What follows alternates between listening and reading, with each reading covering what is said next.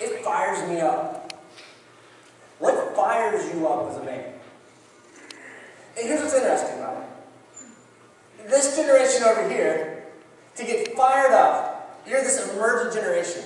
You're like, I'm ready to go anywhere, do anything, be about what God wants me to be about. I'm ready to go, send me, do whatever. And we look at this generation over here, and we go, oh, they're always holding us back.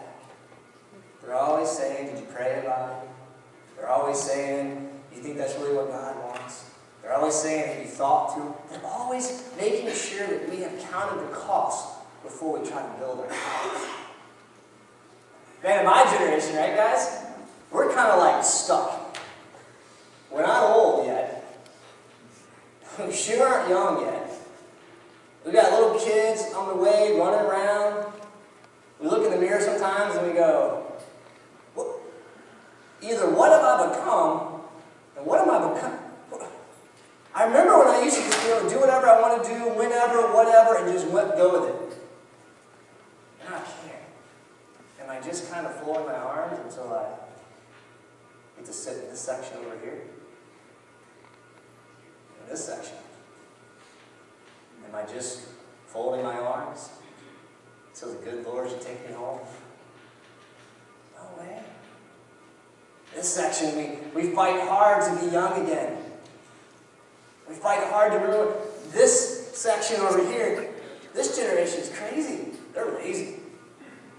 Are they lazy? Man, you guys don't even remember how hard it used to be.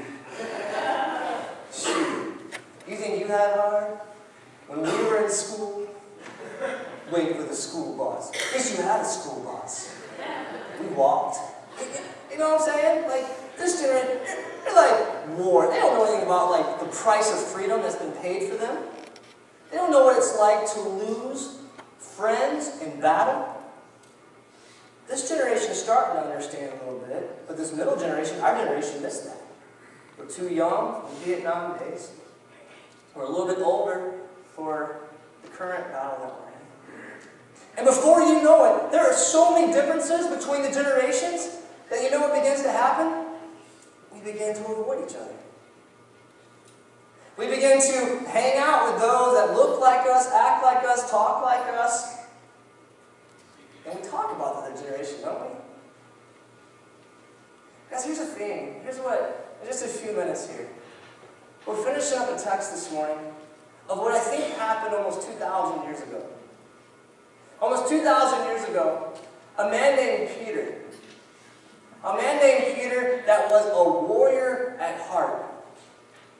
He didn't stand by and watch things happen. He's the same Peter that whipped out swords and whipped off the ears of those that were coming against Jesus. He's the same Peter, you know him. The same Peter that had a warrior from within him, but the same Peter that was scared of who he really was, which is why he ran from the young girl that called him out when Jesus was being attacked. But he's also the same Peter that Jesus selected and said, I'm going to build my church upon you. I'm going to let you be the first leader of my church. And here's what I want you to do, Peter. I want you to go in, and I want you to unite the generations. And you're not going to be able to do that on your own, Peter. It's impossible. Because even back then, there were generational differences between men. It's always been there.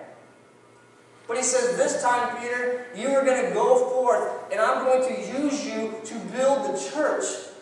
And that church is going to have one thing, just one thing, that we all agree on.